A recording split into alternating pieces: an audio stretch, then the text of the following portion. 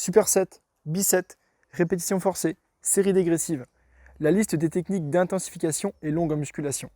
On ne sait d'ailleurs pas forcément vers quelle technique se tourner pour maximiser ses progrès et optimiser la prise de muscle. Mais ça tombe bien, parce qu'aujourd'hui, je vais te présenter une technique presque infaillible qui va vraiment te faire progresser. Salut à tous, j'espère que vous allez bien, c'est Florent et bienvenue dans cette nouvelle vidéo.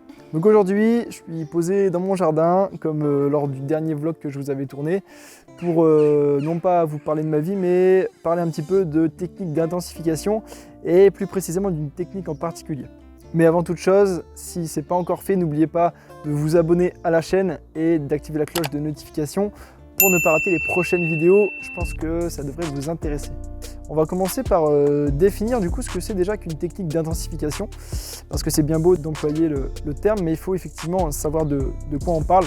Alors très simplement, une technique d'intensification, c'est le fait de mettre en place des ajustements dans sa série de manière à l'optimiser et à la rentabiliser au mieux en fonction de son objectif. Donc si on parle de prise de muscle, on essaye justement de partir d'une série classique, donc par exemple de 10 répétitions, et on va y apporter des petites modifications à la fois en termes de nombre de répétitions ou alors de manière d'effectuer de techniques d'exécution pour rendre la série plus efficace en fait que la série de base, que si on faisait 10 répétitions sans rien faire d'autre.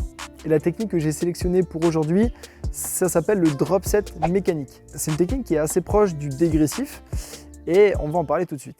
Pour faire simple, le dégressif, également appelé drop set, c'est le fait d'effectuer une série, ensuite de réduire la charge qu'on utilise pour effectuer cette série et de continuer sa série. Donc par exemple, on a le cas typique de faire du développé couché avec haltères, de faire par exemple 6 à 8 répétitions avec une charge assez lourde, puis ensuite de poser les haltères, de prendre des haltères un petit peu plus légers du coup qu'on a préparé à l'avance pour continuer sa série et ainsi de suite, peut-être 2-3 fois, de manière à bien épuiser le muscle. Donc sur la même idée, le concept du drop set mécanique, ça va être de baisser non pas la charge, mais cette fois-ci de jouer en fait avec la position de son corps et tout simplement avec sa posture, de manière à continuer sa série en modifiant sa posture pour rendre l'exercice plus simple et pouvoir vraiment aller au bout de sa série. On va venir modifier le geste de base, c'est-à-dire l'exercice qu'on fait dans un premier temps en termes de technique pour justement aller plus loin. Et ça va pouvoir se faire par exemple avec l'utilisation d'un autre exercice, c'est-à-dire qu'on va commencer sur un exercice, on va faire le maximum de répétitions ou le nombre de répétitions qu'on s'était fixé à l'avance, et en fait quand ça deviendra trop difficile, on va tout simplement changer l'exercice en faisant une variante de ce premier exercice, mais une variante qui est plus facile, de manière à pouvoir être en mesure de continuer justement. Alors dit comme ça peut paraître un peu confus, mais ne vous inquiétez pas, on va imager tout ça pour que ça soit beaucoup plus clair. Alors là du coup, je vous présente une vidéo de traction que j'avais réalisée il n'y a pas très longtemps, il y a quelques semaines. En fait là l'idée, dans un premier temps, je vais effectuer un maximum de traction, donc en prise large, en pronation, comme on a déjà vu dans de précédentes vidéos, et je vais faire un max de répétitions. Une fois que j'ai fait le maximum de répétitions, je vais tout simplement venir rendre l'exercice un peu plus facile pour pouvoir le continuer. Donc je ne lâche pas les mains de la barre, mais je vais venir placer un pied derrière sur le banc que j'avais préparé en amont pour venir continuer ma série. Et ensuite, une fois que je suis encore à l'échec, on va dire, sur cette variante, je vais mettre les deux pieds. Et là, je vais essayer de gratter encore des répétitions. Et je vais même aller plus loin, donc là je pousse encore plus le délire on va dire. Je vais venir justement faire des tractions négatives, c'est-à-dire monter avec la force des jambes, enfin je vais donner une impulsion pour monter au niveau de la barre et je vais me laisser redescendre, je vais contrôler ma descente pour essayer vraiment de travailler, d'épuiser le muscle et d'aller vraiment au bout du bout. Alors bien sûr, comme son nom l'indique, le drop set mécanique, en fait, ça demande aussi une certaine connaissance, on va dire, en matière forcément de biomécanique, en matière de mouvement, tout simplement, dans le sens où c'est une question de bras de levier. En fait, si je vous mets la vidéo que vous êtes en train de voir, actuellement, là on est sur un exercice qui est un petit peu technique, ça s'appelle le gluteum raise. Donc ça travaille les ischio-jambiers, l'arrière de la cuisse, et on voit que en fait j'effectue le mouvement dans un premier temps de la manière la plus difficile possible, on va dire. C'est-à-dire que j'ai vraiment une grosse amplitude, j'essaye justement je tends les bras de manière à ce que mon poids de corps il soit un peu plus sur l'avant, donc de manière à alourdir, à corser un petit peu la difficulté de l'exercice. Et en fait, à mesure de la série et de mon échec, je vais venir en fait jouer sur la position des bras pour rendre l'exercice plus facile. C'est-à-dire que quand on a les bras tendus, c'est plus dur que si on a par exemple les mains sur la tête. Donc c'est ce que je vais faire. Ensuite, je vais placer les mains au niveau de l'arrière de la cuisse. Comme ça va me permettre, en plus de bien ressentir le muscle, de réduire encore la difficulté. Et je vais réduire l'amplitude aussi, c'est-à-dire que je vais moins descendre. Et je vais faire ça pareil, on va dire crescendo, de manière à ce que, encore une fois, j'aille jusqu'au bout de mes capacités du moment.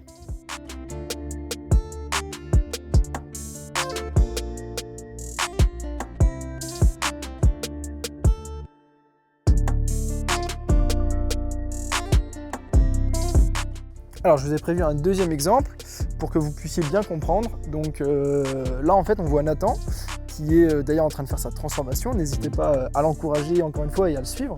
Nathan qui fait des pompes sur une valise, donc des pompes surélevées. Donc là il va faire un maximum de répétitions sur les pieds, d'accord ?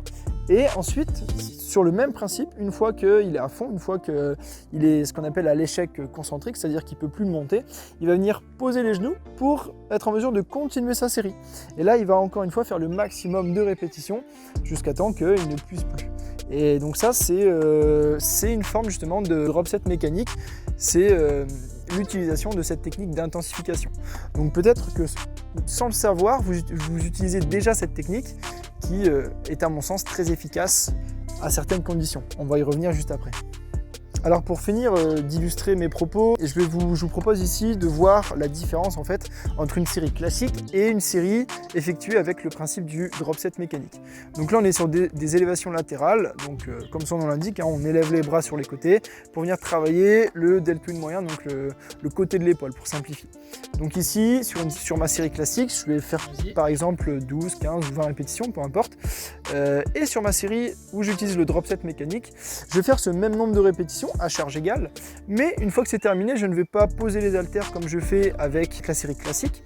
Au contraire, je vais continuer ma série en effectuant du rowing menton, donc un mouvement qui est proche des élévations latérales, mais qui me permet de toujours travailler ces mêmes fibres musculaires dans un angle un petit peu différent, mais qui reste très proche en fait, qui reste similaire à celui des élévations latérales. Donc en faisant ça, tout simplement, je peux aller encore une fois le plus loin possible, on va dire, dans l'échec musculaire, même s'il n'existe pas vraiment, on y reviendra sûrement plus tard, mais en tout cas, je peux vraiment me donner à fond, me dépasser, et quand on finit son entraînement avec une sensation de dépassement où on voit qu'on a tout donné, c'est quand même très sympa. Alors maintenant, on va parler un peu des conditions d'utilisation de cette technique, parce que selon moi, en fait, ça ne s'adresse pas pour tout le monde, et ça demande une certaine pratique.